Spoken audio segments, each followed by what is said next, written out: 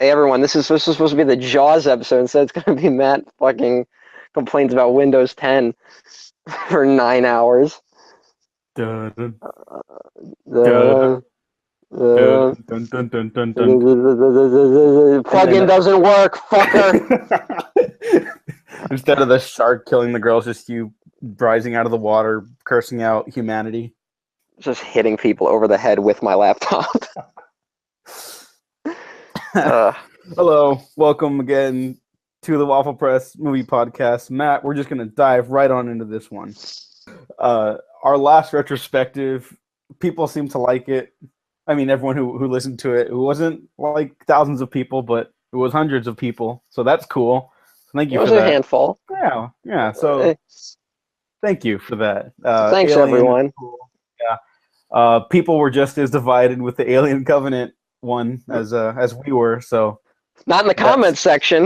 no, definitely not in the comments. Everyone agreed with the two people, Brandon and Yeah, there were the Stu. two people that bothered to comment agreed with me. So fuck you, I'm batting 1,000. Well, you know what? The rest of the world is just as split as we are, and Yeah, and it'll be that's interesting fine. to see It's where. not a Yeah, movie that I'm like willing to die on the hill being like, you motherfuckers are wrong. It just didn't do it for me. yeah. It's no Jurassic World for you. Yeah, it's no Jurassic World. Like if you like that, just fucking fuck off. I really did. I have no time for that. But what you do have time for is Steven Spielberg's original blockbuster masterpiece, Jaws. There is a creature alive today who has survived millions of years of evolution without change, without passion, and without logic. It lives to kill. A mindless eating machine. It will attack and devour anything. It is as if God created the devil and gave him jaws.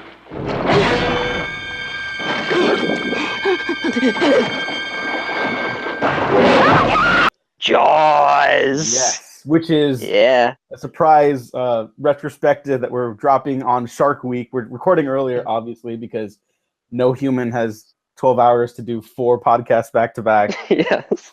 So, yeah, Shark Week's getting off to a fucking wild start. Fuck yeah, sharks are all up in this place. I haven't watched Shark Week in like fucking 10 years, but hey. I don't either. I just see the clips on YouTube, and I like Well, sharks. yeah, and well, I mean, as a kid, like just anyone who doesn't know me, Jaws is my all-time favorite movie. And as a kid, it like permeated everything I did. So sharks were a huge interest for me. So Shark Week was like a big deal when I was a kid. And like I watched it obsessively. And just a side tangent, but I think the last Shark Week I watched, it was because I felt ripped off. Uh, they built up for like a month that they caught like an actual shark attack on tape. And it was like like they playing all the scary music. It's like you won't believe it's never before captured on camera. And like they just kept building up, and I watched it, and it's literally like a bull shark bites a guy in the leg, and he like shakes it off like a baby bull shark. Like it was and I was like, fuck this, and I think that broke my Shark Week watching. So there you go. Uh, that's disappointing. I haven't seen that. Yeah, you don't need to. And now in the age of YouTube, if you do have that morbid curiosity, you can just type in shark attack and then you'll regret doing it because you're like, I didn't really need to see that. So, Yeah. you know, Yeah, I'm you good with think you never do when watching. you're 8, but you don't want to see that. But Jaws, on the other hand, is the opposite of disappointing, and I had no idea it was your favorite movie, so that's cool. Oh no, Jaws is hands down my all-time favorite film. Nothing has even come close. I mean, part of it is that it's kind of like the gateway drug for me to like everything else in my life. I saw Jaws when I was 3 years old, uh, over at my grandparents' house one summer, and watching good old Land Before Time 2. which is, you know, a happy little film with a bunch of singing and dinosaurs and whatnot. And back in the day when you had a VHS tape, if you remember, you used to have to put your TV on a certain channel when you wanted to watch a movie. Everyone remember this? Oh yeah. But as soon as you hit stop, turn the power off, it would go right back to basic cable. So I did that, or my grandparents did it. I probably didn't know how to operate the VCR. Right at the moment the shark popped out in front of Roy Scheider, chucking the chum off the boat, and scared the shit out of me. And luckily, my dad was there, and like I didn't it wasn't like crying scared, but it was like, what the fuck? Like, I didn't expect that, and he convinced me to stay through it to the end, which I think helped because I got to see what happened. And ever since then, like I immediately, like, my dad explained to me what it was, and I immediately went out to a California Video and rented it, and I just watched it over and over again. And it basically it opened my doors to just being really interested in the ocean and being really interested in movies. So Jaws is an important movie to me. Oh, that's super cool. Yeah. It is not my favorite, and it's not my formative movie. I think for me that'd be Jurassic Park. I was roughly the same age that you saw Jaws. That's a good actually. one. Yeah. So both Spielberg pictures. Funny enough. But Jaws is I mean, it's incredible. Jaws is one of the best movies ever. I think that's just like a unanimous thing. I don't know if there's any human on the planet that saw Jaws and was like, "Oh, okay," you know. If you are Sean of the No Totally podcast. No fucking way. Yeah, and that was when I was first getting to know Sean. And I was like, hey, he did an episode on Jaws. I should listen to that. And I sent him an angry message because that's what I do. But I don't know. I mean, he's wrong because he just is. But maybe if you're fucking saturated with everything that came after Jaws. But Jaws is one of those movies where the world was different after it came out in many different ways. So I don't know. But I think Jaws still holds up and is just an endlessly watchable movie. Like, if it's on, I'll just watch it. I'll stop whatever I'm doing, just put it on. Oh, it's totally one of those movies. And it's one of those movies that, obviously, given our ages, it doesn't play in theaters. We missed the opening weekend that changed blockbuster movies or I guess kind of invented the blockbuster even, right? Yeah, this is the one that gets credit for the blockbuster, and I think that's accurate. Yeah. Because it was a summer release, and it was the first time they released, a movie in major markets at the same time, instead of, movies opened at different times around the country before then. Mm-hmm. And it was... Last summer, I had the pleasure of watching Jaws on the big screen for the first time at my local theater, and it was amazing. Like, fuck yeah. You just feel like the anticipation in the audience when the big moments are going to happen. Everyone kind of like laughs together, cheers together. Like, it's one of those just communal theater experiences. And of course, it's one of those when the shark fucking blows up. Oh yeah, I saw it too. I've seen Jaws a few times in theaters, as you might imagine. And I'm probably seeing it again in theaters this weekend. So it's luckily playing near me. And it played on my birthday last year, so that was that's fucking amazing. Awesome. Yeah, I got real lucky. The only problem was I've seen the movie so many times, I can pick up on like any little flaw. And it was a digital, projection of the movie as opposed to a film projection. And there is a difference. I don't want to go like full Tarantino on everyone. No, there is a difference. Absolutely. There is a difference. And so but that's just, no one else in that audience noticed that. And everyone else you could tell like families coming in, maybe introducing it to other family members for the first time. And it's just so good. It's just like a perfect movie. It's got everything you want in it. It's almost like a 4-quadrant movie, like the ones that blockbuster movies try to like imitate. Maybe not like in style or tone, but it's like there really is something for everyone. There's a little family dynamic. There's comedy. There's sheer terror. There's action. There's suspense. There's, I Yeah, mean, the romance has already happened, but it's there too, and it's like it really has everything. And when I was watching it on the big screen, I hadn't seen it for a while before that, and I was just like, not in tears, but it's so ridiculously well made, so perfectly directed. I was like choking up at points, just like yeah. this is movies.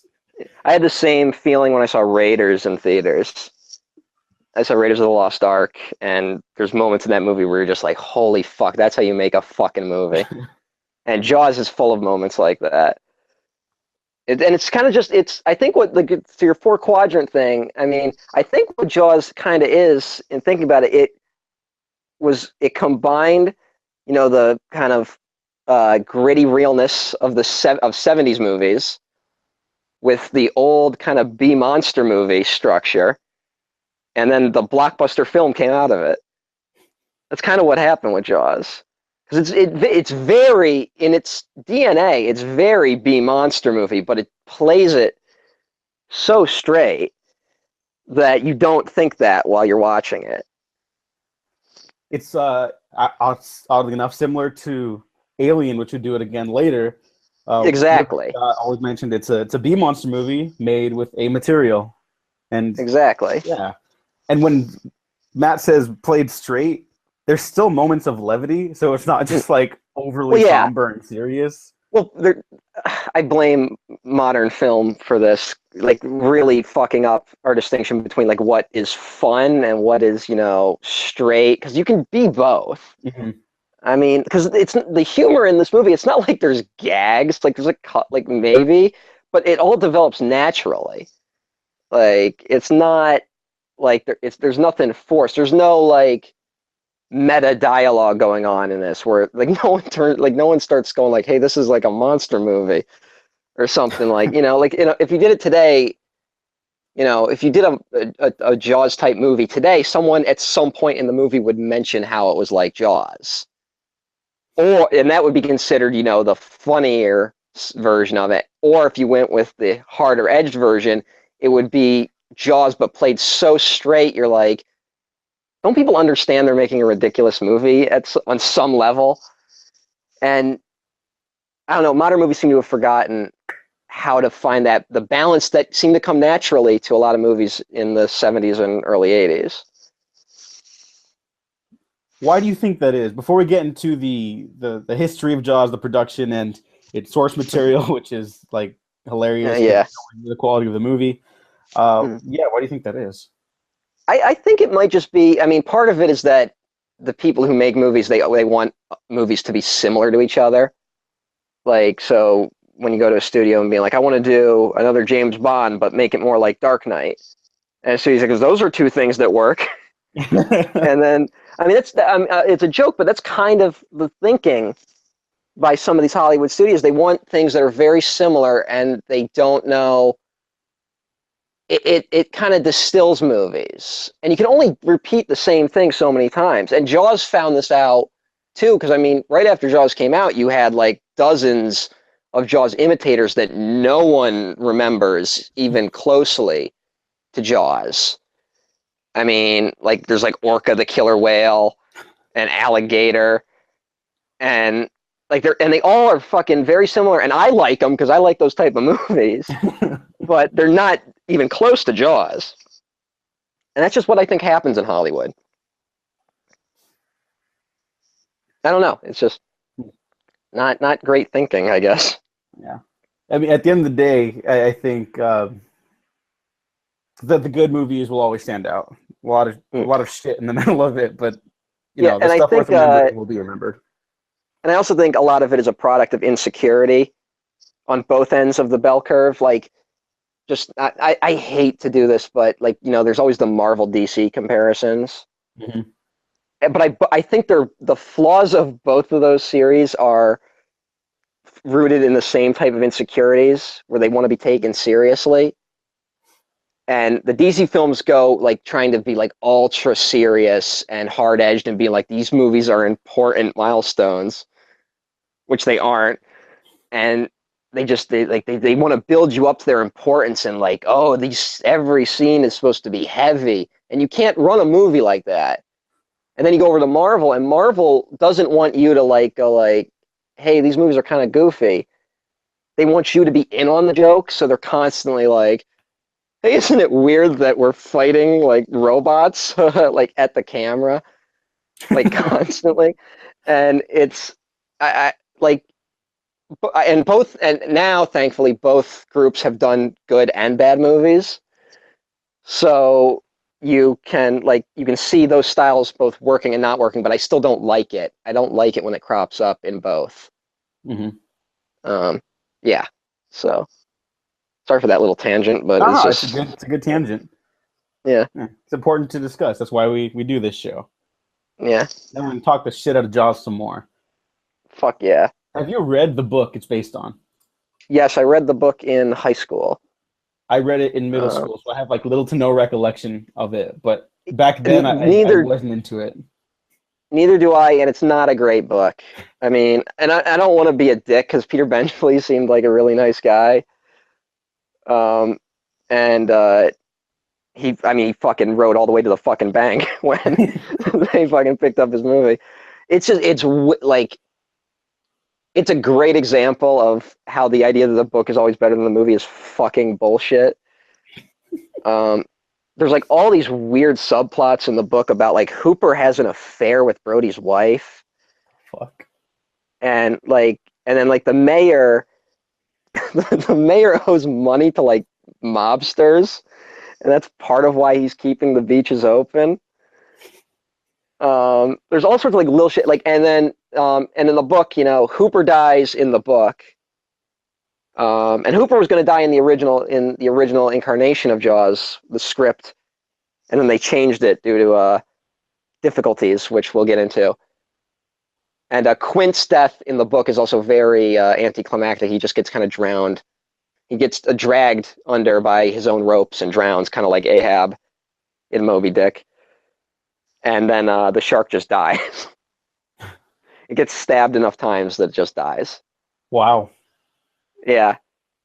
It was not a great book.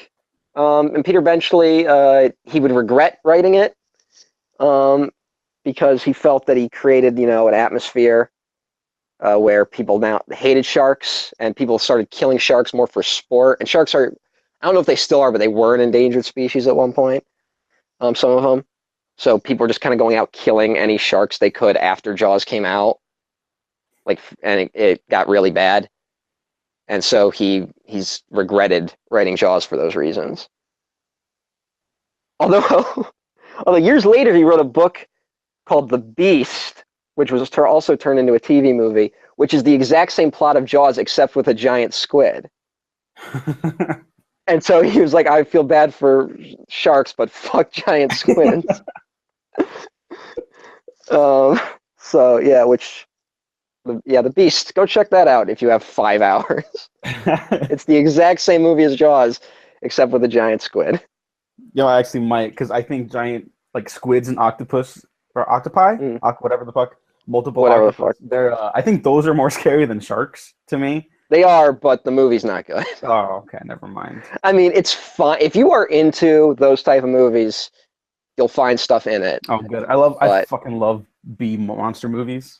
So yeah, it's better than anything like recently. And it's better than like, there's a movie called Octopus that's just terrible, so don't see Octopus. Okay. But The Beast is all right. And as for sharks, I think the species as a whole is doing better, but I mean there's handfuls of them that are still like endangered and I mean obviously don't go around killing sharks. They're not actually this dangerous usually. Yeah, it was written at a time where we didn't really understand sharks as well as we do now.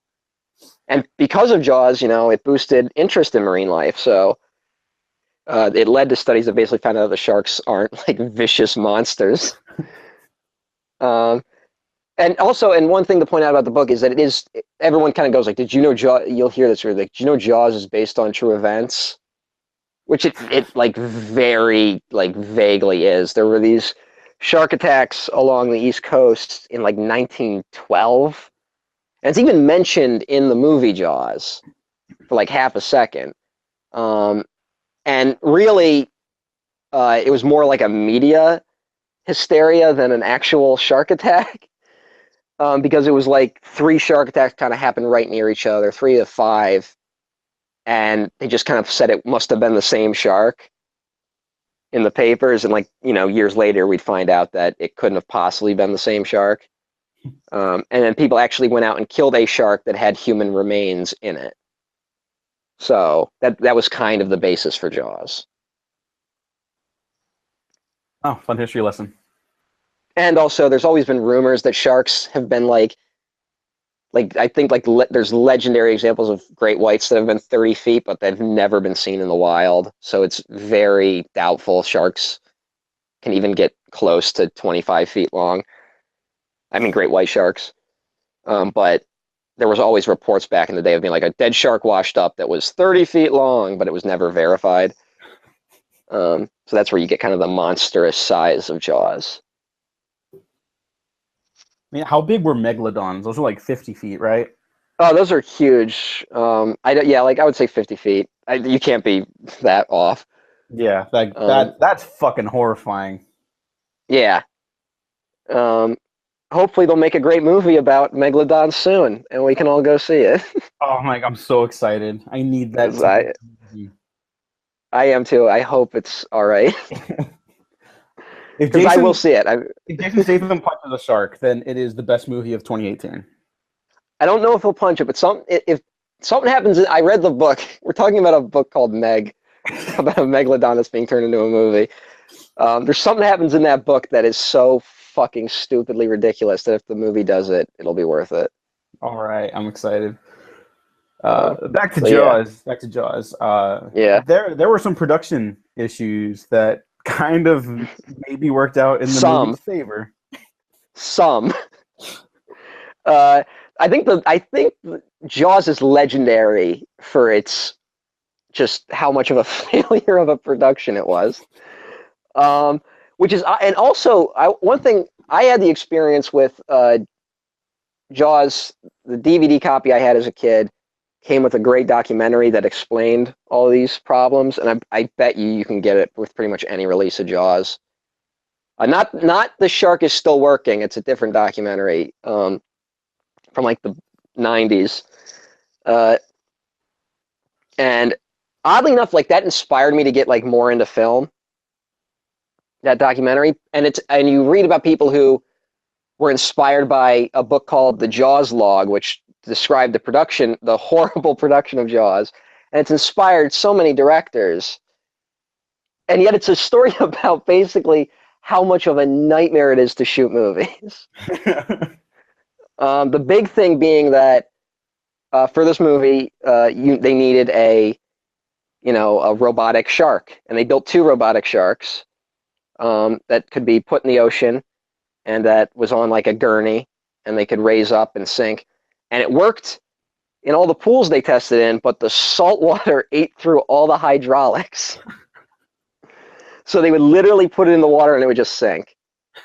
And they were dealing with problems with it like the whole production. Like I think it never, like even the shots in the movie we see aren't really it working. And the best shots in the movie of the shark, the underwater sequence with the cage, is actually a mixture of real shark footage, and I think it was shot in a tank, mostly. And that's the best they got out of that robot shark. And also, you have to imagine, and Spielberg, it's great. If you see this documentary, it's amazing because it's basically Spielberg realizing how much of an idiot he was as a kid. Because he made like a very big and thankfully he was, because it turned into a great movie. But he, was very adamant about shooting in like the real ocean and going out and braving the elements, and that ended up being like what fucked him. And because you're out in the ocean, because here's the thing, you don't just it's not just that shark doesn't work, it's that you are dealing with natural light once you're out on the ocean. And if you're shooting, you have to be shooting actors on a boat from another boat as you are being dragged by the tide and as the sun is moving across the sky.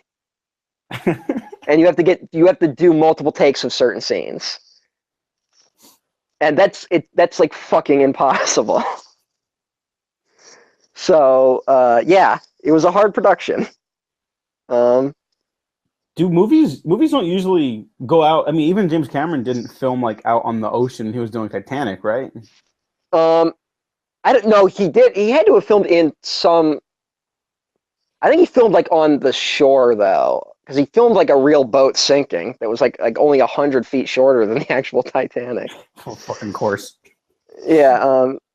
Like he built like a whole thing that was. And I actually saw it. I was in. You can go see the Titanic in Mexico because that's where they did it. To get around, union labor laws. So you can see it, and it was just basically, I think it was just slightly off the shore. But for Jaws, Spielberg had to go out there, and because it had to look like they were in the middle of the ocean, and it had to look like they were isolated. So there's only only towards the end are they close to shore. And he picked a spot off of Martha's Vineyard because the seafloor was so close, like it didn't get too deep, like really far out, so they could have actually put the gurney on the ocean floor out there. But it also ended up being one of the hardest places to actually shoot a movie like that.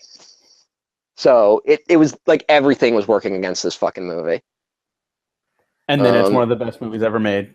So yeah, literally. And I mean, and of course, this thing that comes out of it is, art from adversity, which is that the shark, where the robot shark was supposed to appear in the very opening scene of the movie, when Chrissy Watkins is killed, and it's supposed to, pop out, go and kill her, and we would have seen it like immediately, and that would have probably scared people, but it wouldn't have. They were forced to not show the shark. And that created a whole new level of Hitchcockian tension that is really what gives the film its staying power.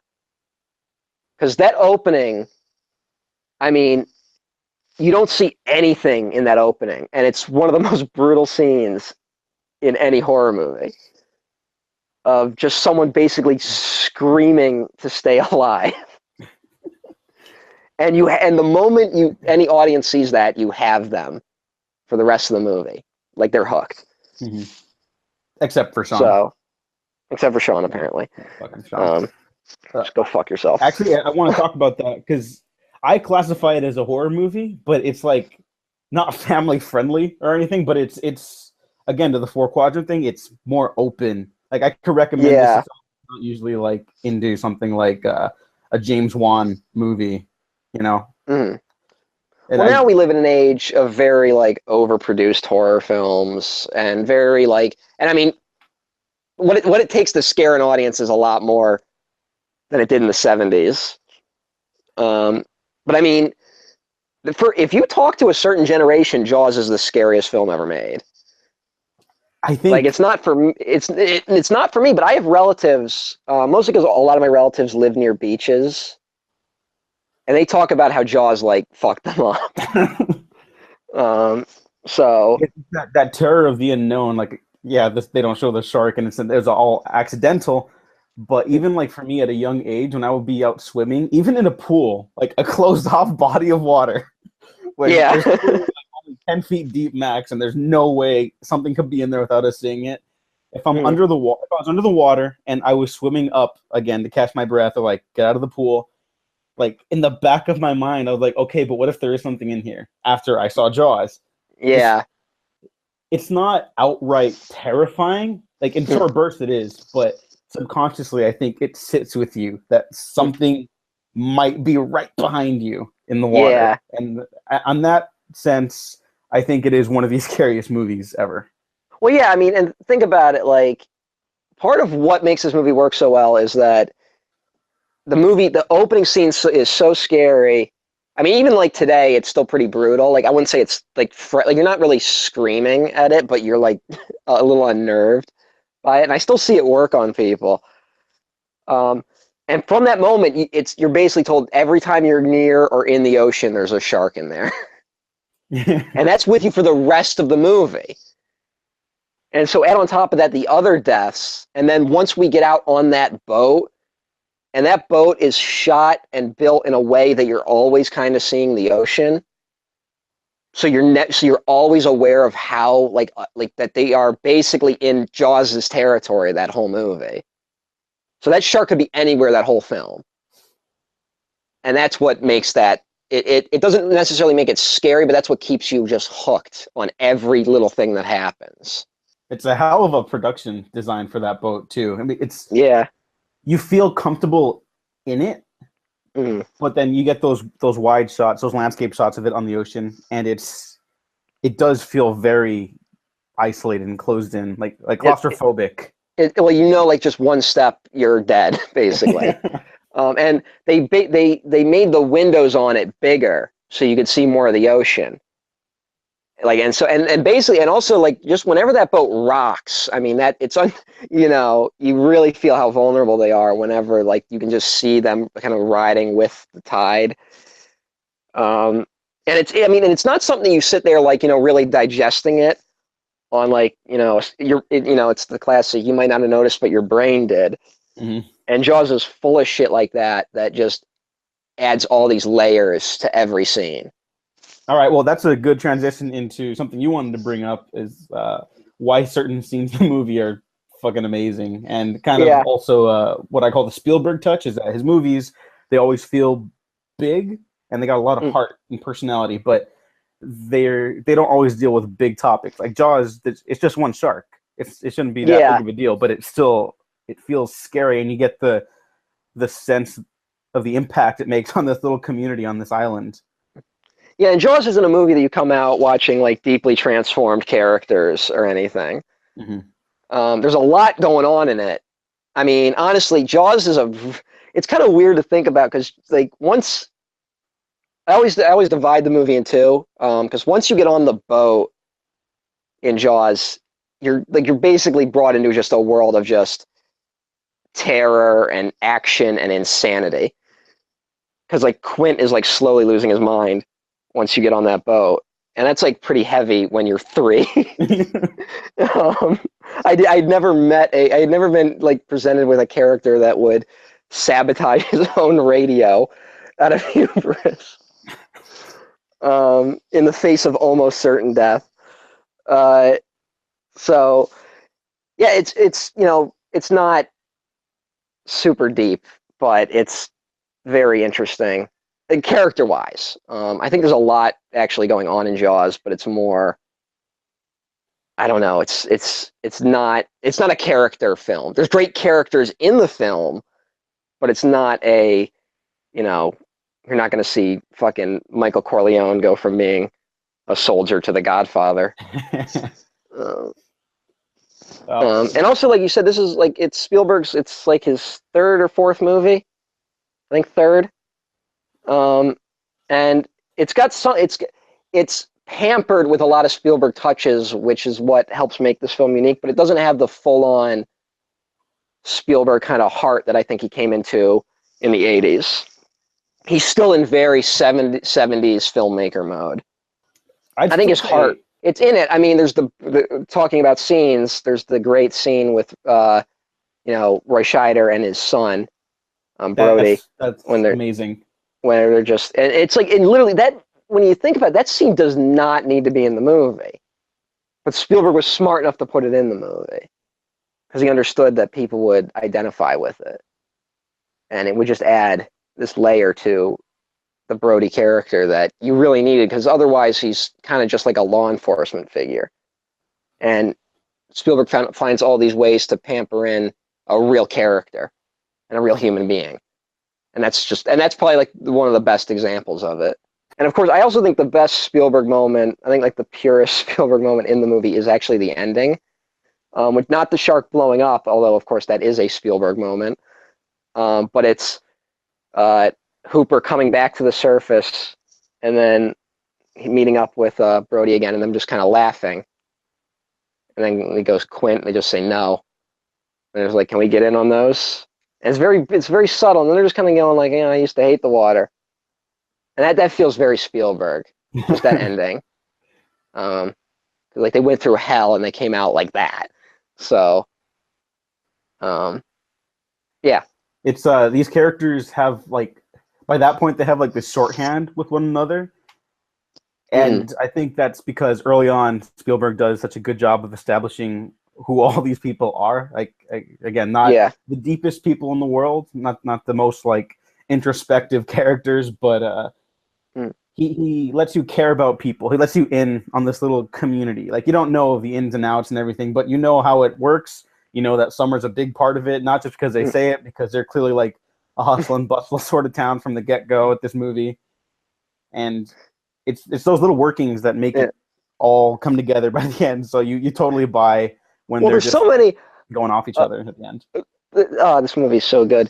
There's just the town populace, like it's almost Coen Brothers in the weird like minor characters that populate Amity Island, from the mayor to the coroner to the newspaper reporter to just like the city council. And they like it adds this like weird layer to Jaws that's like very funny. And I just want to talk about how great Mayor Vaughn is as a villain. And anyone out there, if you can get me Mayor Vaughn's jacket with the anchors, I want that jacket. I can't find it anywhere. I think I'm gonna have to get it like custom made for like $1,000. But I will get it one day when I have money.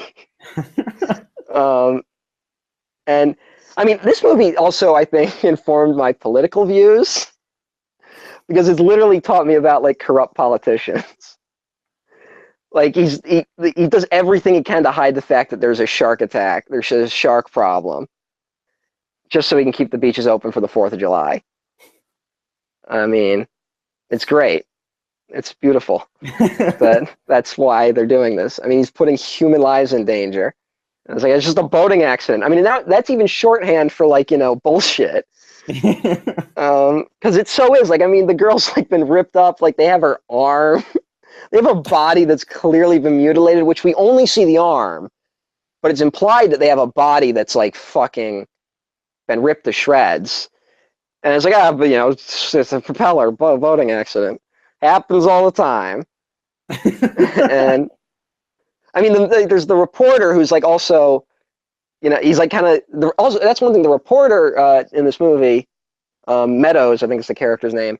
He's the co-writer of the movie. Oh, I didn't know that. Carl Gottlieb. Yeah, Spielberg had these ideas about like he had something he's never really done since then. Maybe it's just because his style became such a part of filmmaking that we don't notice it, but he wanted to put like real people in his movie. So like, the reporter is a real writer. A lot of the city council is the actual city council of Martha's Vineyard. The doctor in it, who's the coroner, is a real doctor. They're all real citizens. Like Ben Gardner, one of the greatest minor characters of all time, who gives his little speech on the boat that no one understands. Was an actual fisherman that Spielberg just found and thought he was funny and put him in the movie. Oh, that's great. Yeah. It's all amazing. I mean, literally, I love all the Amity characters. I think that's why Spielberg's movies always feel so not realistic, but they feel authentic. Yeah. In a way that's like still cinematic and still not our reality, but it feels like a reality. Yeah. His films are very human and they feel human. Just in like, I actually think it was George Lucas who said you could divide the directors of the world into people who like people and people who don't. And Spielberg likes people, and I think you can tell that with all his movies. I really like that Spielberg can take these B movie concepts, make them A grade movies, and still give them like humanity. They still have so much heart, and they're endlessly watchable for the most part. Mm-hmm. Which is why it's so odd to me that, like, I don't know how you feel about it. I know people are pretty mixed in it, but like The Lost World doesn't work for me, like at all. That one feels like someone who doesn't like people. Well, I think Again. that was Spielberg was in a weird transitional phase at that time. I mean, he was like in fucking. I think he was like gearing up for Saving Private Ryan, or maybe he had. And I think he had just done Amistad, which is another bad Spielberg movie. See, no one even remembers Amistad. I mean, it's not good. And I think he was trying to figure, because I mean, after he did Schindler's List, he kind of became a completely different director. Um, and you know, I think Lost World just got caught up in him being a very conflicted guy at the time. But then by the time he does do Minority Report, I think he knows what he's doing again. Because Minority Report is a great movie. I think the Lost World Jurassic Park is just was caught in the wrong place at the wrong time. And even then, there are still. I would go on to defend like individual set pieces from that, which Jaws has. It doesn't really have that many, although when they're on the boat, that's kind of one continuous one, I guess, right? Mm-hmm. But well, no, there's a few really great set pieces. I think the thing is that once you get on that boat, all the set pieces kind of just keep hitting you one after another, and it never lets up. So, because I mean, there's all sorts of different shit with the barrels, and just them like when they try and drag the shark, and the shark ends up dragging them. The shark going under the boat, the cage sequence, all that on the boat, but and also on shore. There's the Chrissy Watkins scene.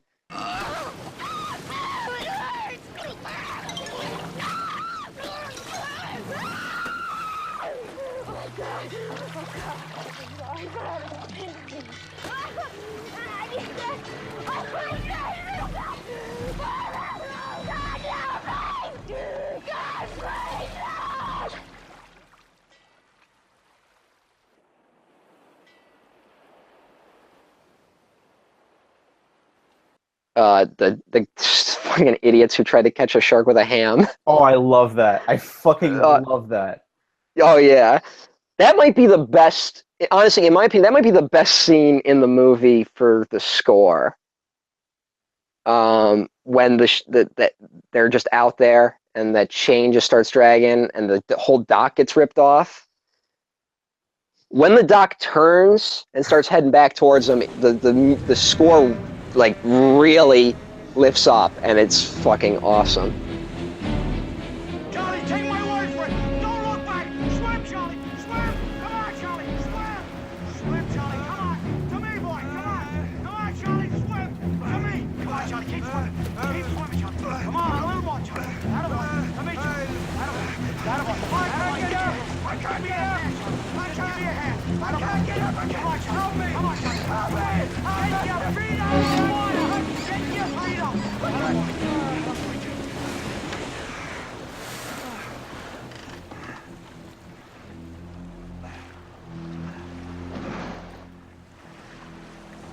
Can we go home now? And that is also just because they couldn't show the shark, and it's fucking amazing. Yeah. There was this whole sequence that was supposed to be like, I think, a lobster fisherman who gets killed that they couldn't shoot because of fucking the shark not working. So they came up with this whole scene. Like they basically just improvised it. Fuck it, we'll do it live. Yeah, do it live. Actually, and that's part of why I think the town of Amity is so like interesting, is because they were forced to shoot like twice as many land scenes as they originally planned, because all the ocean stuff wasn't working. So they were suddenly stuck shooting all these scenes where you have to see more of the town, and you have to meet more of these characters. And there's all sorts of, you can also find like tons of deleted scenes of like Quint just fucking around. There's an amazing scene where Quint goes to an instrument store because Quint, in order to hunt sharks, uses a piano wire instead of fishing wire. And he also buys clarinets because he knows like sharks will choke on them. And he basically just harasses this kid who's bad at playing the clarinet. I'm one of those guys also, like, there's all sorts of talk about like what is the perfect cut. of a movie, I'll watch any version of Jaws. There's extended versions that they only show on television every now and then, and I'll watch that with added scenes that go nowhere. But I love Jaws enough that I'll stick with it. I mean, earlier you mentioned like the Brody family scene at the dinner table. Like for plot reasons, it doesn't need to be there, but it fleshes out the people that we're following. And for a movie like this, that's exactly what you need. Yeah. Who's your favorite character in Jaws? Well, easily it's Quint. I mean, Quint isn't just my favorite character in the movie. He's like my favorite movie character ever. He's a great example of how to write like the ultimate badass, honestly. And I'm like, I probably shouldn't use the word badass because that has such like weird connotations these days as to what like badass is. But like, I mean, think about his introduction to the movie. Just those nails on the chalkboard. Yeah. And he just gives, and like the whole room just shuts the fuck up. And he just and he basically is the guy in the room, tells it like it is, basically. And it's like, hey, if you'll pay me, I'll get this fucking shark. And you guys, and everyone in this room knows I can do it. Because for some reason you let me hang around this town, I guess.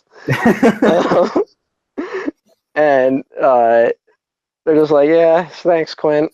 Like they're all kind of like they're all impressed but scared of him. And then you know, he becomes the guy who are like, we got to hire him to get the shark. He's basically like the Van Helsing to the sharks, to Jaws as the Dracula. I mean, because and then you meet him. I mean, because you see him in that scene, and then you don't see him again for like 40 minutes. I would say he's gone for a huge chunk of this movie. You see him once on his boat, and that's it. And then when you see him again, he's in his shack, like making every demand he wants because he knows he can get everything out of the city now. And he's got just shark jaws everywhere. And it's like, so this guy knows what he's doing. And then later you get on the boat, and I think just an amazing scene is, he's teaching Brody how to tie a knot. And, he's got they're just chumming, and he's got his line over, and it, just when it just gets pulled a little bit, and he realizes he's got something, and he just slowly starts gearing up. And you're like, this guy has everything planned. Like, he's got the straps, he's got the specific wire, he's got the holster for his rod. That sounds a little weird. And he's got everything ready. And that makes it scarier when then the tables are turned and suddenly he's met the shark he can't beat. He's the guy who's supposed to be able to handle anything, and now he's met his match. And that's what makes Jaws even more intimidating. Like, when he's frightened of the size of Jaws, you're frightened of the size of Jaws. And the movie's earned it by that point. Would you say, because I'm just thinking about all this shit in the movie, and it's so fucking good. And Steven Spielberg directs the shit out of it. As your favorite movie ever, would you say this is the best directed Spielberg movie? That's where it gets a little weird. I mean, or at least because favorite. There you go. Because it's Jaws is my favorite movie, but it's also like Raiders of the Lost Ark is probably better directed. Because I mean, there's flaws in this movie. I've seen this movie enough that like I can see the flaws, but there's never anything calamitously flawed in it. It's all just Spielberg, it was his third movie, so there's like little hiccups in it. But those hiccups I think add to the movie.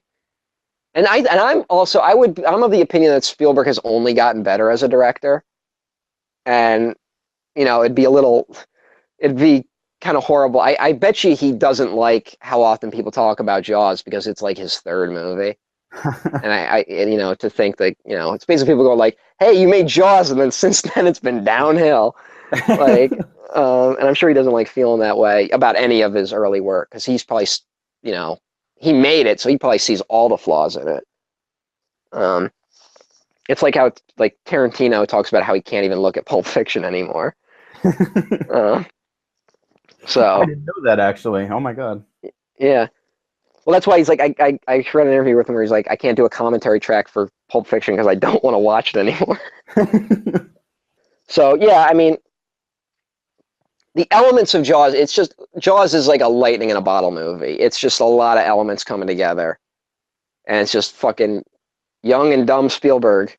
Which, and I'm saying young and dumb in like, very like I'm saying that as a compliment hmm because it gives this film an energy that I'm like, let's say if you got um like if you got John Ford to direct Jaws, who I don't know if he was still alive by 1975, but like a more classically trained director who is skilled and maybe at the top of their game, but they wouldn't have made Jaws. They would have made a different movie that wouldn't be as remembered. That would have been a good movie maybe, but not have that, newness that Jaws brings to it. This is all a roundabout way of saying the BFG and Bridge of Spies were great, and no one talks about it. Oh By the yeah, way, I mean, yeah. basically, Lincoln is a great movie. And Lincoln's fucking great, Yeah, and Tintin, and Warhorse is pretty good. yeah. His And movies, yeah. Spielberg hasn't really made a movie that I would call a dud in a long time. I don't think. I Um, don't know how fucking people are gonna react to this, but I don't even think Crystal Skull is like that bad. Like, I think there are moments that don't work, but yeah. Actually, when I said that statement, when I just said right now, where I said I don't think Spielberg's made a dud in a while, I'm like, oh yeah, he did do Crystal Skull. I'm sorry, Crystal Skull is unbelievable. There's moments in Crystal Skull. I'm willing to say like Crystal Skull isn't like all bad. It's not a Star Wars prequel, um, but it's a bad movie. It's not good. There's moments, but it is not a good movie. So sorry, Kingdom of the Crystal Skull. You're like, I mean, literally, Crystal Skull is so bad. It makes me nervous whenever Spielberg talks about doing another one. Like, and if you had told me that like 10 years ago, I'd be like, fuck you. The only person who can make Indiana Jones is Steven Spielberg. And now I'm like, I'd rather see Spielberg do another Tintin than another Indiana Jones. I like Crystal Skull, and I agree with that statement. I don't want another one. Yeah. I want more Don't Tintin. do it. Don't do it, Steve. I'll send this to him. I have his email. Yeah. Please, Steve. Please have me over to your house so I can bother you for 9 hours about how great Jaws is. Oh my God. I could literally go through every scene of this movie and tell you why it's brilliant. Do a commentary. I would. I honestly, if I could, I would do my own commentary track for Jaws. And it would just be, I mean, and I wouldn't, I would hopefully say more than just be like, that was awesome. I don't want a Chris Farley show, the whole thing. But, I mean, because, I mean, there are moments in it where you're like, fuck, but you can try and get stuff out. Like, I mean, I just described Quint's whole gear up scene and just what that moment means to the movie and why it's important. I mean, it's the whole movie's kind of like a jigsaw puzzle of amazing scenes. And when it fits together, it makes the greatest film of all time. Well, speaking of amazing scenes, you wanted to bring up specifically the Indianapolis scene. Yeah, that's the ultimate scene in this movie. For one, the actual Indianapolis speech was not written by Carl Gottlieb, although Carl Gottlieb there's a little bit of debate about who wrote the Indianapolis speech. But according to, I'm going to take Spielberg's word for it. I don't know why he would make it up, but the Indianapolis speech was like a paragraph in the original script, which was written by a guy named Howard Sackler, who went uncredited for this movie. And then Carl Gottlieb rewrote the script, and Spielberg even did a draft. And then Spielberg felt that this movie was kind of territory he wasn't familiar with. Spielberg was not, Spielberg's a suburban kid. And he's not a movie about, hard, like, men going out into the ocean, braving the elements. But his buddy, John Milius, was. And he literally just kept inviting Milius to the set of Jaws just to get like pointers. And Milius, you know who John Milius is? I do not. John Milius, oh my God, John Milius is one of the greatest screenwriters of all time. He wrote Dirty Harry. Oh. And he directed Conan the Barbarian and Red Dawn. And dozens of other, and I bet like not dozens. He's written like dozens of movies uncredited. But any movie that has like a great speech in it from like the 80s and 70s, he had something to do with. He wrote like all of Sean Connery's speeches in The Hunt for Red October. Oh fuck! And he's the basis for Walter in The Big Lebowski. Oh my God, that's amazing. So yeah. And he's a real fascinating character. There's a documentary about him called Milius. Check it out. And he's a real nutty guy, and is obsessed with like war and warfare and the elements. And so he gave Spielberg like all these books about like hunting and like the ocean to get Spielberg in the frame of mind to make the movie. And then Spielberg said, "Hey, I think there's a moment in this Indianapolis speech." So he asked Milius to write a speech. And I guess Milius went and wrote like a 13-page speech, which like over the phone, like I believe he wrote it over the phone, like and sent it through like a fax machine, like on like little Post-its. And he wrote like this whole amazing speech, and Spielberg loved it, but of course it was too long. And so Spielberg gave the speech to Robert Shaw, who plays Quint, and Shaw said, "I love it, but I got to pare it down." So Shaw then pared it down to the version you see in the movie. So that's just all the workings that go into the actual speech itself, which is pretty incredible. But all right, so we have to talk about this whole scene, right? Yes, do it. So this is after the first day of fighting the shark, which didn't exactly go very well. They kind of had conflicts. Brody is convinced they need a bigger boat. Yes, that line is fucking amazing. Yeah, we'll go back to that scene. But and Brody's injured. He hit his head at some point. And so it starts out, they start comparing scars that they all have. Brody's like, "Oh, that's not permanent." So Quint's, he's got a missing tooth. His arm's all fucked up because he lost an arm wrestling competition. Both Quint and Hooper have been bitten or scraped by sharks. And they're just getting drunker as the speech is going. And there's also a great moment. No one picks up on this. I hear so little talking about it, and I don't know why. But while they're comparing scars, Hooper and Quint, they cut to Brody for like a second, and he looks at a scar that's on his lower stomach, but doesn't say anything. And I think that's because remember, Brody is a city cop that moved to this small town to get away from how bad the city was.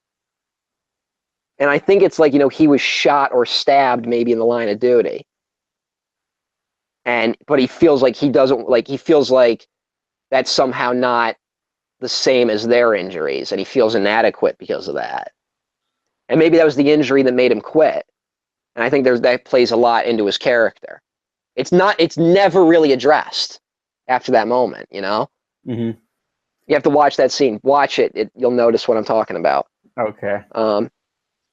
Also, one other side note, Robert Shaw, was unfortunately a major alcoholic.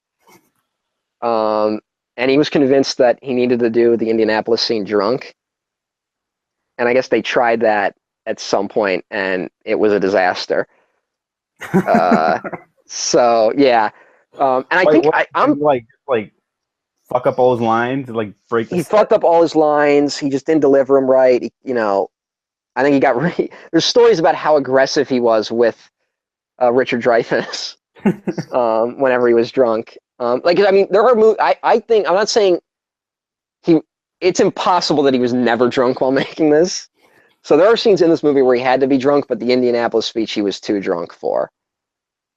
And I think I honestly think that was his alcoholism. You know, he was using the Indianapolis speech as an excuse to drink more, which is a little sad. Yeah. I mean, it's sad because not Roy, fucking Robert Shaw was one of the greatest actors ever that was taken from us too soon.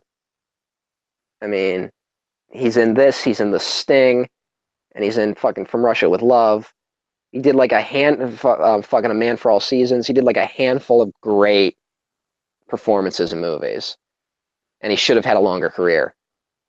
And it's unfortunate. And this is the scene that kind of, also not nominated for an Oscar for this fucking movie. So fuck you, Academy.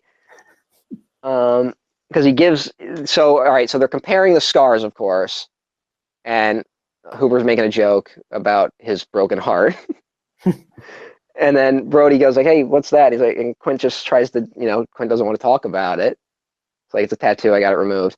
And Hooper makes an innocent joke about it being a tattoo that says mother on it. And watch that scene. I want everyone to be watching this while I'm describing it. Watch how hard Quint grabs Richard Dreyfuss and then says that was the Indianapolis. And then, it gets real quiet. And you know that the Indianapolis is a real thing, right? Yes. Which was not, it was only a recently declassified event in U.S. military history because our military covered it up. Because they basically fucked up and let all these men die and get fucking ripped apart by sharks. Which really did happen. Like, that's not an exaggeration. And, Robert Shaw just goes into this speech that is so unnerving and frightening. It's like a ghost story, except it was a thing that really happened. That's, I think, kind of sums up Jaws in its way, because it's a monster movie, but it's a monster that kind of exists. And that makes you get all the more horrifying. Yeah, and you get the classic, it's like black eyes like a doll's eye. And I can't do the whole fucking speech, but the stuff he describes, there's a bit that he describes about his buddy. He thinks he's sleeping and he goes to wake him up and he had been bitten in half below the waist by sharks. And that really happened to someone on the Indianapolis. So you go through that whole speech, and it basically, and then you bring in the fact that it's connected to the atomic bomb. The reason the Indianapolis was, it was a top secret mission to deliver the bomb that was going to be dropped on the Japanese. And that it's a weird, 70s kind of reevaluation of World War II in the middle of this monster movie. And it's fucking so intense and dark, and you get a real deep look into why Quint is driven to just kill any shark he sees.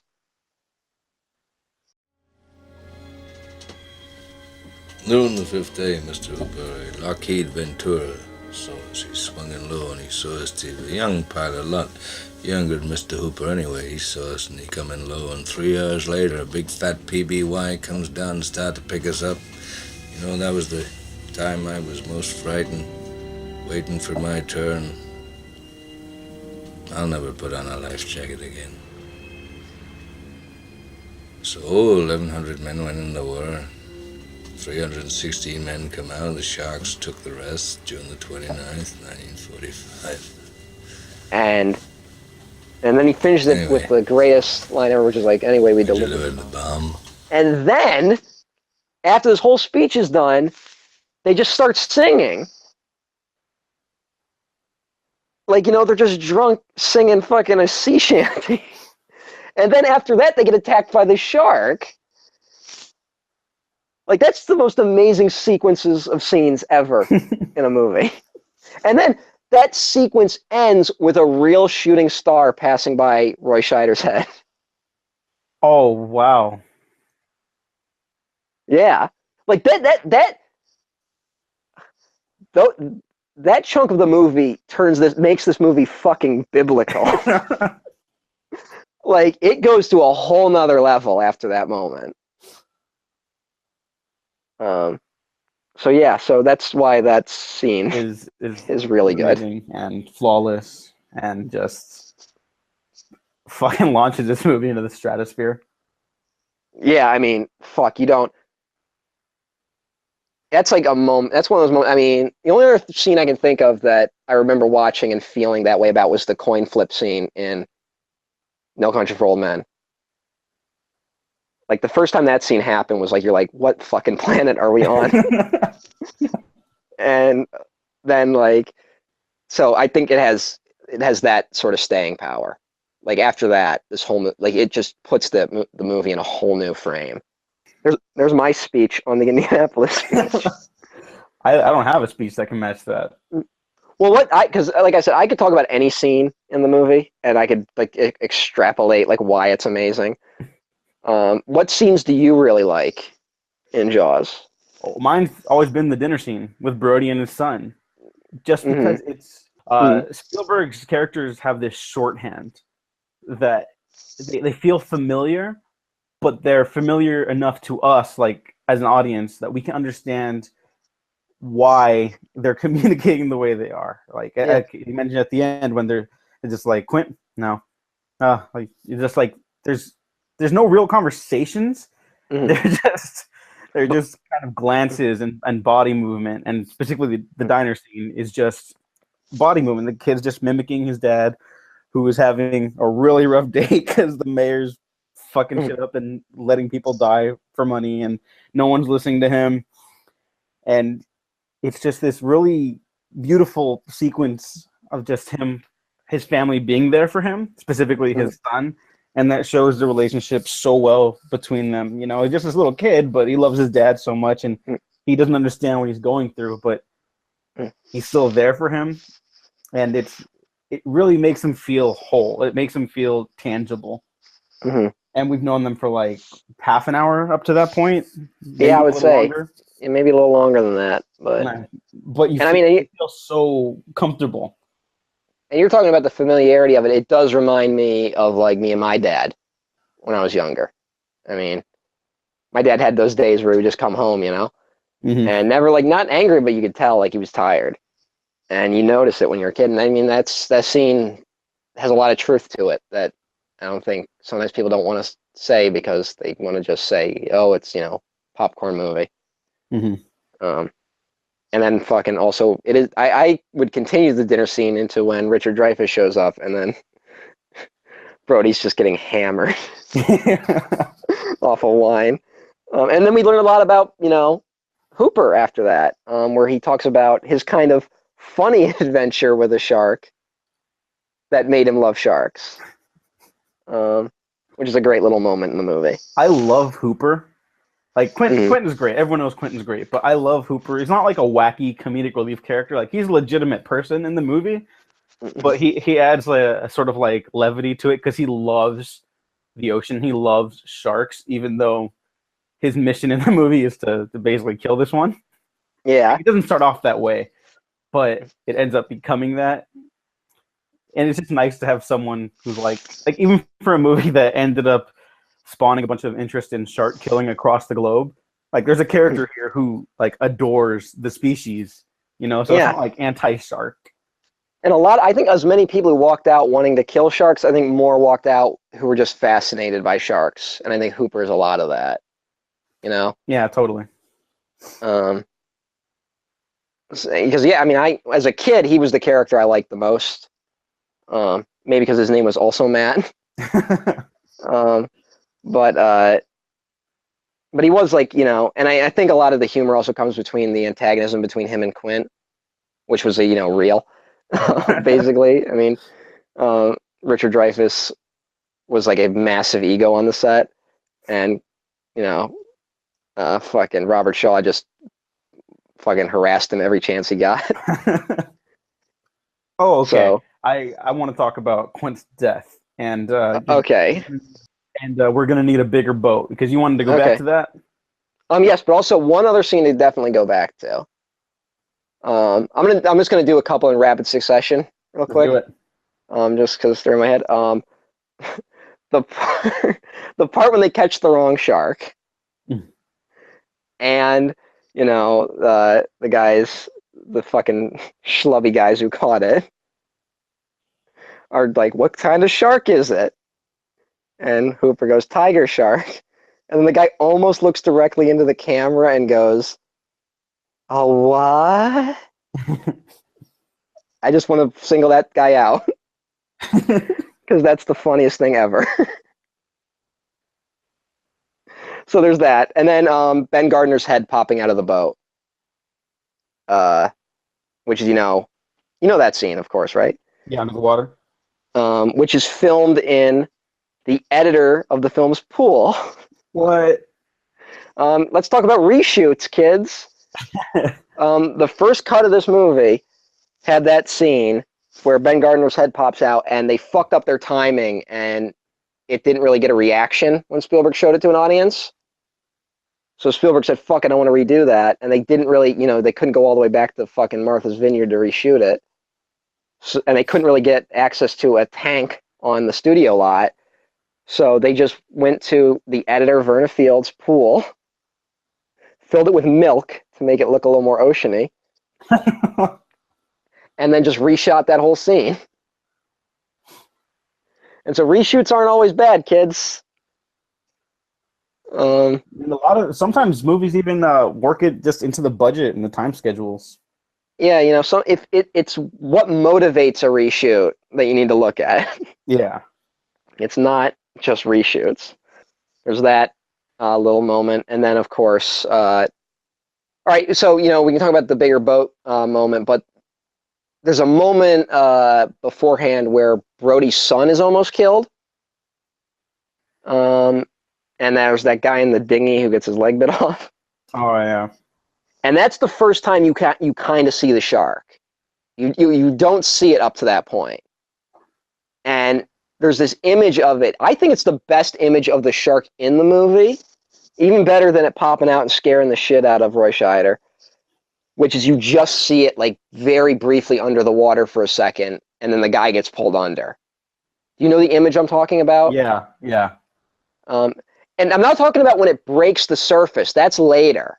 No. There's That happens a like little moment when it's under the water still, and then they cut right to the guy, right? Yeah, that Mhm. image is still scary.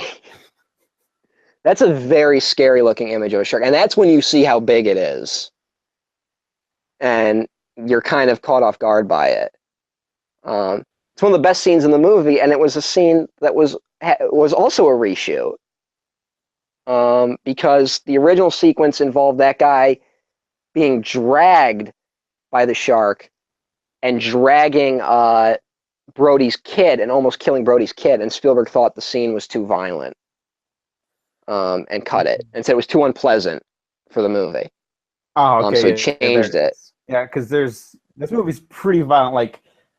Like right before that, the kid gets fucking eviscerated on the beach. Oh yeah. A fucking kid gets killed in this movie. Yeah, and there's a lot of blood, like a lot. But I kind of there's a geyser of blood shooting out of the water in that scene. Yeah, so talk about unpleasant. But I kind of get what he's saying.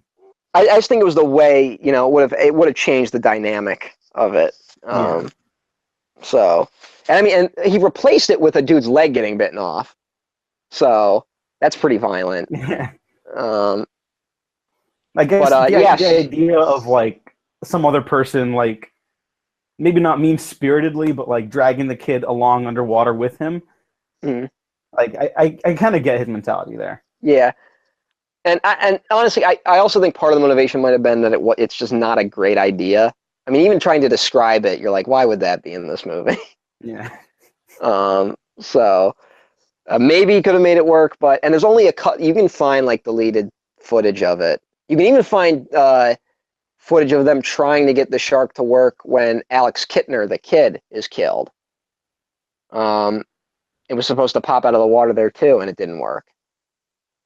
So you can find some images of it somewhere. And thankfully they changed it because it's much scarier the other way around.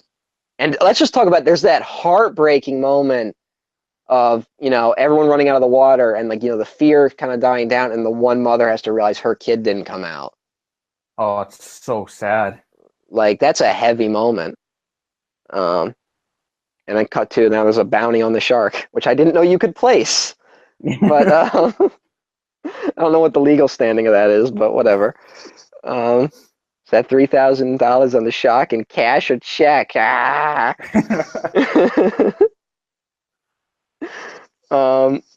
So let's get, I guess we should get to we're gonna need a bigger bow. Yeah. Oh, well, You want to talk about this scene? Yeah, but we didn't even mention that what is it? The zoom. Oh on yeah, Travis' yeah. face, which is just The Hitchcock zoom. Oh, it's so good. Every time I see that, I kind of just like lean a little forward, and I've like recompose myself. Like every time that scene gets me, it's not scary, it's not shocking. It really does pull me in more, and it's so fucking good. You know what? Fuck it. I got to talk about that whole scene now. Do it. Because all right, so that's the scene. That's the follow up to Brody's been talked out of closing the beaches, right?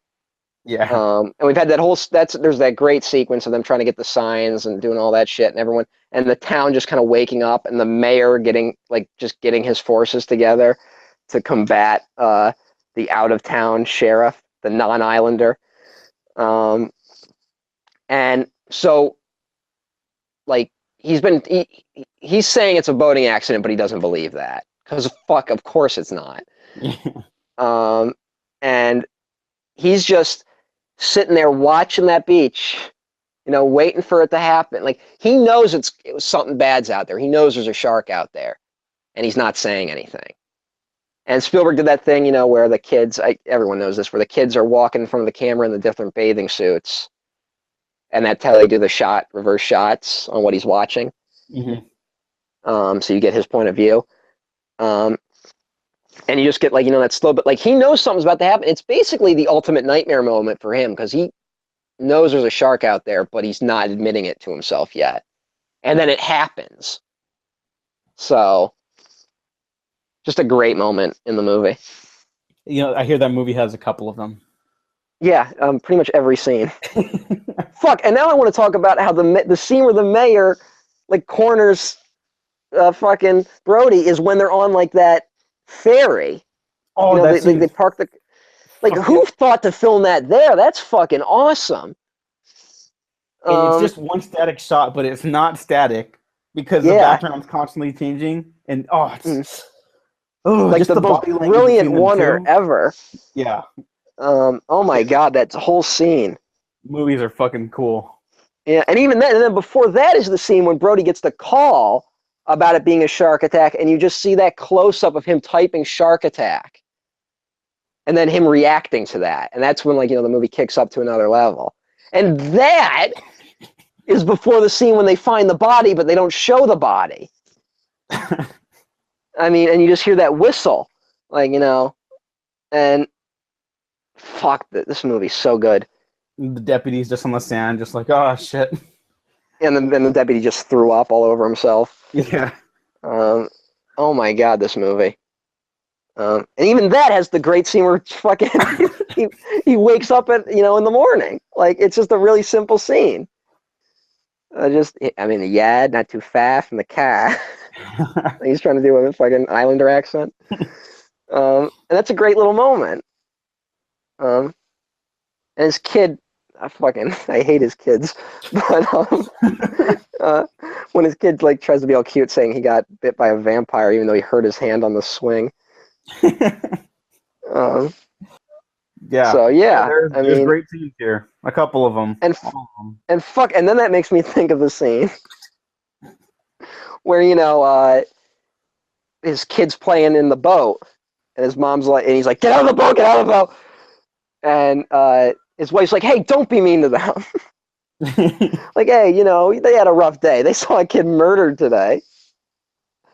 And he's like, "I don't mean to." And then the wife sees that picture of a shark attack in the boat. Then she's like, "Get out of the boat." And that is another brilliant scene because we haven't seen the shark yet, right? And this is 1970. A lot of people aren't familiar with what a shark really is. I mean, you have like a vague idea, but you're not like an expert. Like people today are like the average person is an expert compared to fucking the 70s. So there's this scene of Brody looking through all the books, and you only see like the victims, and you see, the remains of real shark attacks. And that puts into your head what a shark can do. And you even see for like half a second an oxygen tank in a shark's mouth. So that scene later doesn't seem as ridiculous when it happens. Did I mention that this was the greatest film ever made? God damn. In passing, you did, yeah. Oh my God, I love this fucking movie. I think we should close out though, so we end on a high note. But let's talk about. We still have a couple scenes we still need to discuss. We have like at least 4 scenes. Are you serious? Yeah. All right. You talk about the bigger boat scene. I want to hear your angle before I go somewhere with it. Well, I don't have that big of a spiel on it. I just think it's the first big revelation to the audience of the shark. After this, they show it a couple more times, and they're not as stingy with it. Obviously, it's not like it was on purpose, but cinematically, it feels more open to it. Like now you've seen it. Now it's just here on out. It's just bam, boom, pow, bam, bam. It doesn't stop. And a lot of movies do that now. The monster movies, even Godzilla, Gareth Edwards' Godzilla does that. When after it starts showing Godzilla, it's less stingy with that too. Obviously, totally different context there for that sort of monster movie. Yeah. But after that, it's one of the first like holy shit moments I ever experienced in my life. Yeah. Like the whole edge of your seat thing. That one got me to stand up from my seat. Like you always hear like, oh, this movie will grab you by the edge of your seat and yada yada. That's the first moment to like actually get me to react like in a big way, like gasp and just like in awe of what movies are capable of. If you see it with an audience, they still scream when it pops out. And mine of course, got a lot of gasps. Yeah. And the bigger boat line is, I'm sure you might know, is an improvised line. Everyone loves talking about lines that are improvised. This is actually one of them, though. Yeah, it's one of the greats. But although when we say improvised, it means Roy Scheider suggested it on the set, and then everyone knew what he was going to say when he said it. Yeah, okay. I want to clarify improvised lines, too, because, I think people mistake that they just do it on camera for the first time. And when you're prepping for, like, to make a movie, you got to go through everything. I mean, sure, I'm sure some things just, like, pop out once in a while, but those usually end up on the blooper reel. Yeah.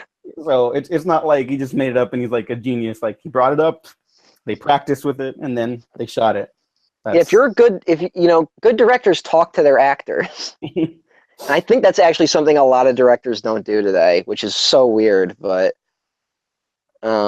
yeah, and then the moment to me that like I still think it gets a lot of like I wouldn't say gasp, but you can feel the stillness of the reaction is once. After he says we're going to need a bigger boat, and then they come out to look at it, that's when you get the first glimpse as to just how big the shark is.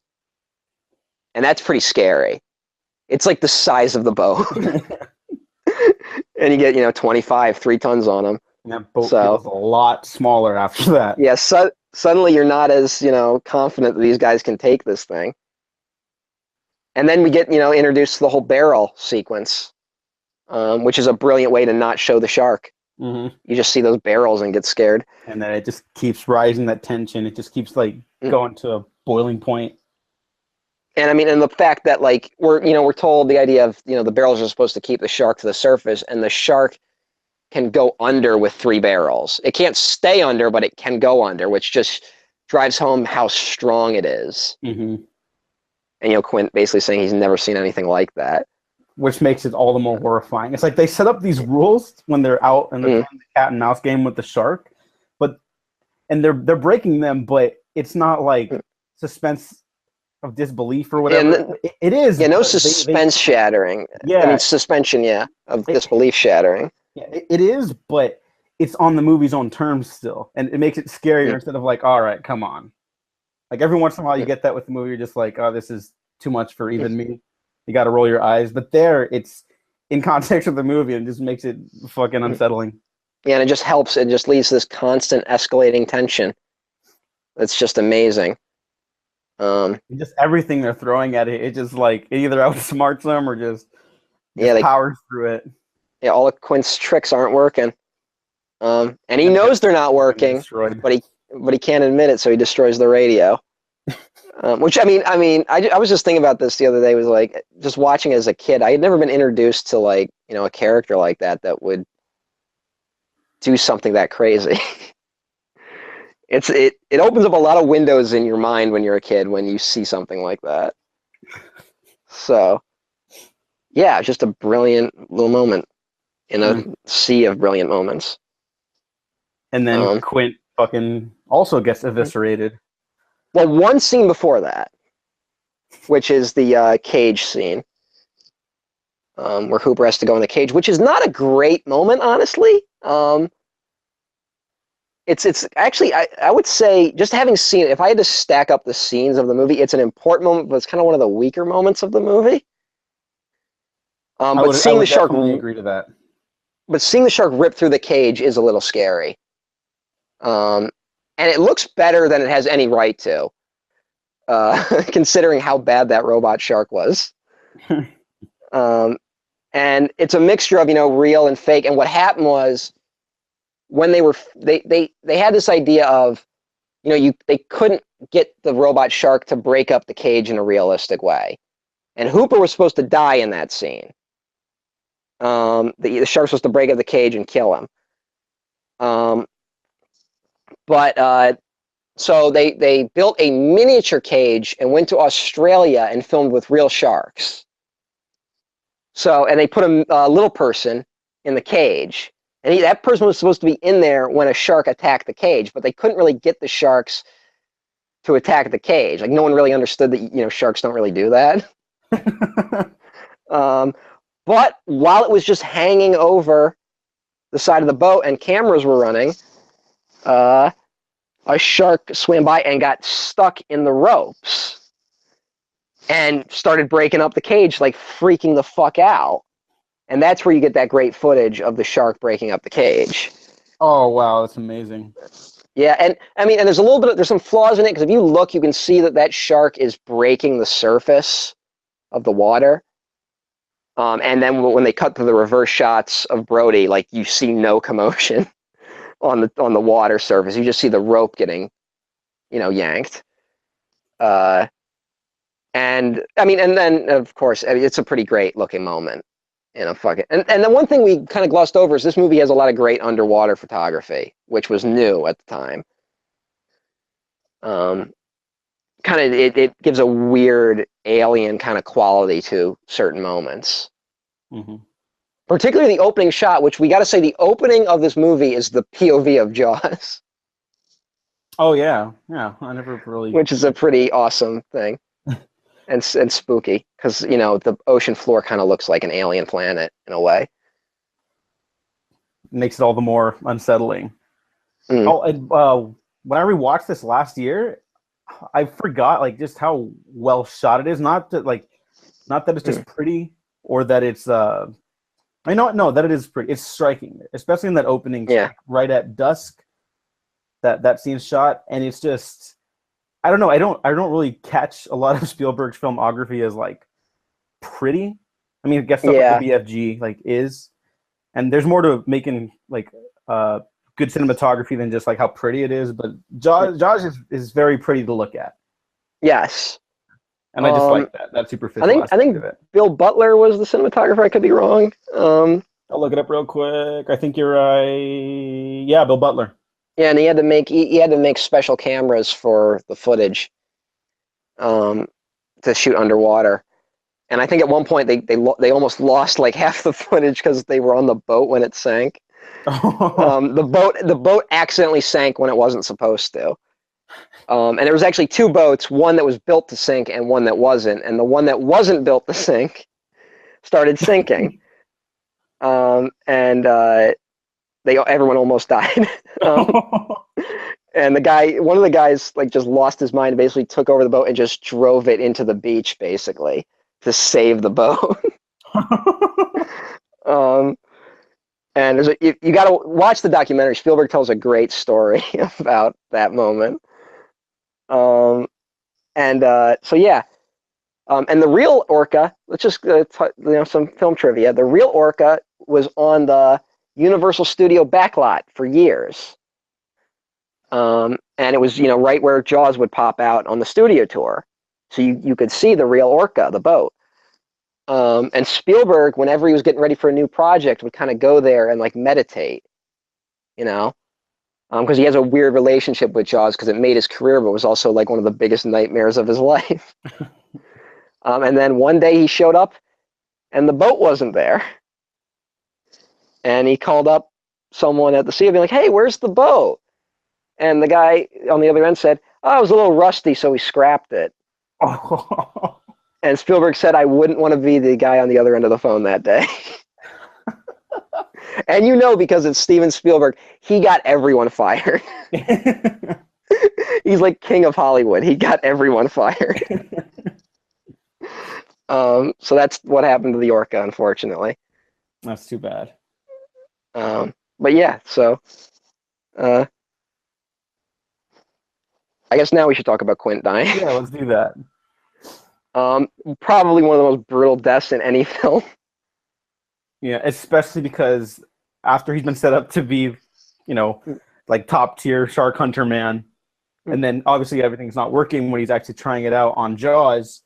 It just makes his death hit that much harder. Mm-hmm. Like, he's not necessarily a likable character. He doesn't have like I don't care about him like I care about Brody, but he's super interesting. Yeah.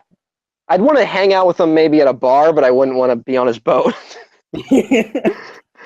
But yeah, and I mean, for one thing, this is a, pretty gritty movie. It's got some 70s grit to it.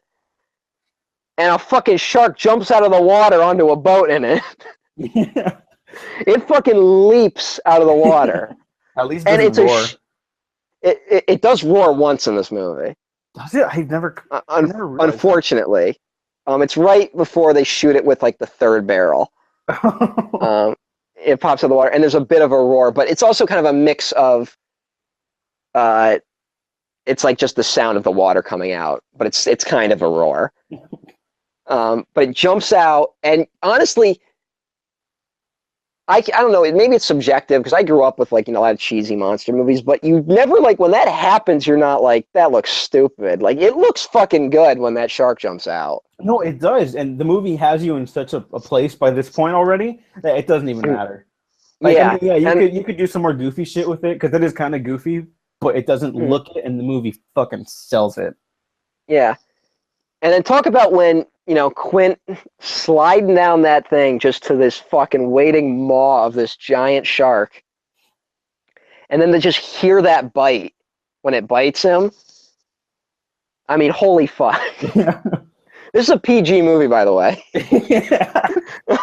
I think it'd be a little harder rating nowadays. Would not happen in this day and age. No. And especially because the blood is really red. Like, oh, it's fucking so red. And Quint fucking picks up the machete that he stabbed into the side of the boat earlier and is stabbing the shark in the face as he's dying. And it doesn't do shit. It doesn't, but it's like, even then he's still fighting, and he's screaming in a way that the only other thing I can think to is spoilers, but when Sonny gets shot in The Godfather. And Sonny like screams like to the point where he's like, it's basically a scream of, "I know I'm dead, just let me die." Yeah. And like in defiance of the fucking universe, a scream. And that's what Quint sounds like going down. And then you basically hear the sound of him getting bit in half and he spits out blood. And then he's dragged under. When his scream just stops, it's not like sound cutting. I mean, it is obviously sound cutting out, but it's not like the audio track just stops. He doesn't even get a last breath. His last breath is a scream. Yeah. That silence afterwards is really jarring and unsettling. It just sits with you as he gets dragged under the water. Yeah. Ugh. And then that's the fate of everyone if Brody doesn't kill it after that. Yeah. Which leads into the, you know. Smile, you son of a...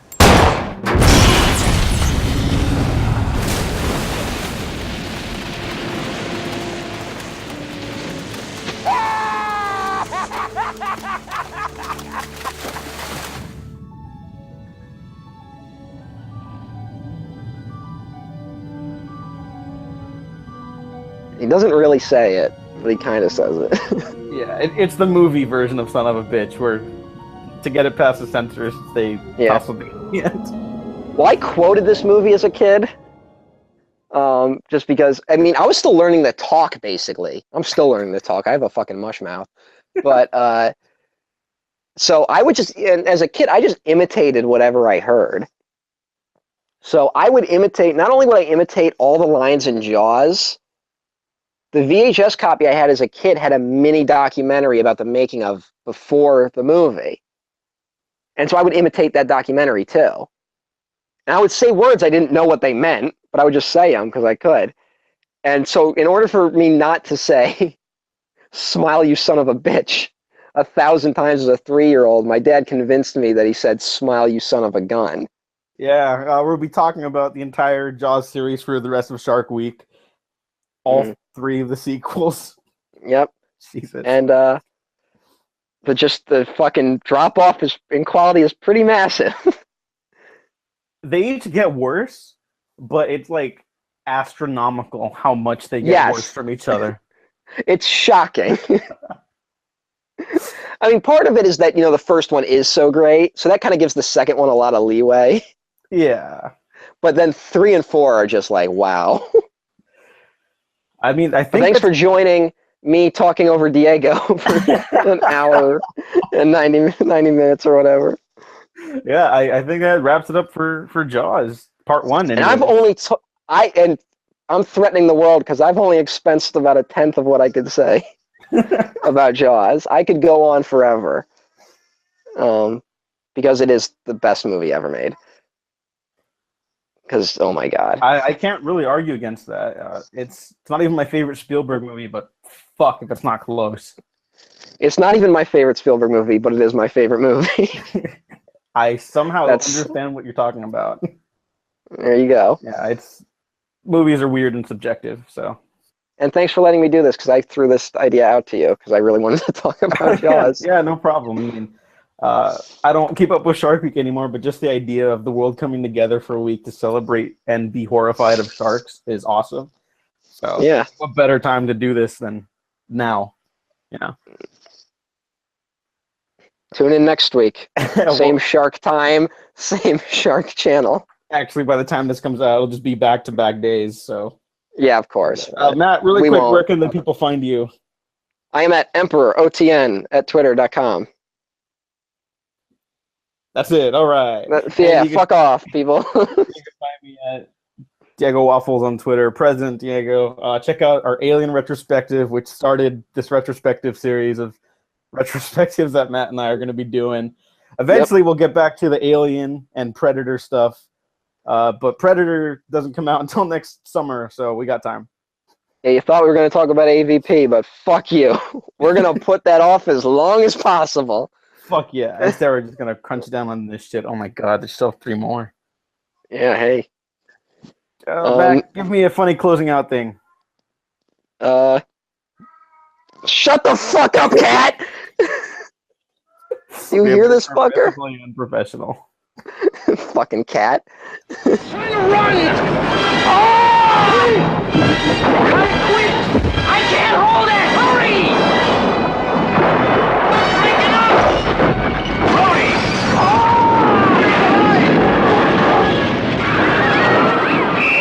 Everybody out of the water! None of man's fantasies of evil can compare with the reality of Jaws. Roy Scheider, Robert Shaw, Richard Dreyfuss, Jaws. See it before you go swimming.